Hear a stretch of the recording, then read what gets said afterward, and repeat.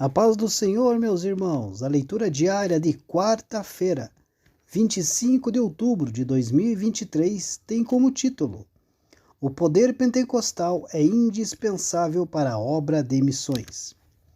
O texto bíblico encontra-se no livro de Atos dos Apóstolos, capítulo 1, versículo 8, que diz assim: Mas recebereis a virtude do Espírito Santo, que há de vir sobre vós, e ser-me-eis testemunhas tanto em Jerusalém, como em toda a Judeia e Samaria, e até aos confins da terra. Queridos, o batismo no Espírito Santo é plenamente adequado para nos capacitar para a missão. A unção do Espírito Santo era uma necessidade para o Deus-homem, Jesus Cristo. E assim que a recebeu, ele saiu no poder do Espírito para realizar os seus milagres, revelar o Pai, mostrar a verdade e morrer na cruz. Por meio do Espírito Santo, Jesus pôde realizar a expiação, pois como está escrito em Hebreus 9,14, pelo Espírito Eterno, a si mesmo se ofereceu sem mácula a Deus. Quão presunçoso de nossa parte, queridos, é tentar cumprir a missão sem unção, quando Jesus não ousou sequer começar a sua sem o auxílio do Espírito Santo. Quão cuidadoso ele foi ao advertir os seus primeiros discípulos para não se aventurarem na missão, mesmo depois de serem comissionados, e de a mensagem do Evangelho estar pronta para ser anunciado por seus arautos, sem a unção do Espírito Santo. Pois Jesus disse em Lucas 24:49, Permanecei, pois, na cidade, até que do alto sejais revestidos de poder. No entanto, quantos ministros, professores, missionários, evangelistas e obreiros têm saído para realizar a sua missão sem o poder para cumpri-la? O grande erro de muitos na igreja hoje, queridos, é tentar fazer a obra de Deus e levar pessoas à conversão sem o poder do Espírito Santo. Depois nos perguntamos por que, mesmo com tantas contribuições, ações e missões, há tão pouco fruto e tão pouca salvação.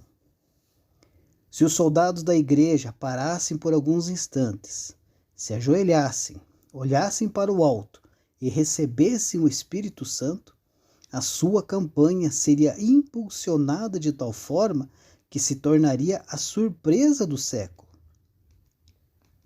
Na proporção em que corações abertos e confiantes receberem aí esse revestimento do Espírito Santo, a salvação do mundo acontecerá e avançará. Essa capacitação está diante de nós, à porta do nosso coração. Jesus permanece hoje como sempre fez desde a dispensação do Espírito Santo foi inaugurada, soprando sobre o seu povo, ministros e leigos, dizendo: recebei o Espírito Santo. Contudo, queridos, nós continuamos agindo como Geazi, dependendo do cajado do profeta, ao invés da verdadeira fonte do poder dele. Os crentes continuam frios e mundanos, os pecadores mortos e indiferentes, as igrejas desfalecendo e o povo perecendo. Profetizamos, mas não clamamos. Venha, ó vento. O sopro do Espírito transformaria os nossos vales de morte em vales de vida, e grandes exércitos se levantariam para fazer a vontade de Deus. Esse revestimento do Espírito Santo, ao mesmo tempo em que é a fonte de caráter e deleite espiritual para o crente, é igualmente a fonte de poder espiritual. O seu poder é plenamente adequado para todas as demandas da grande comissão para o cristão e para a igreja.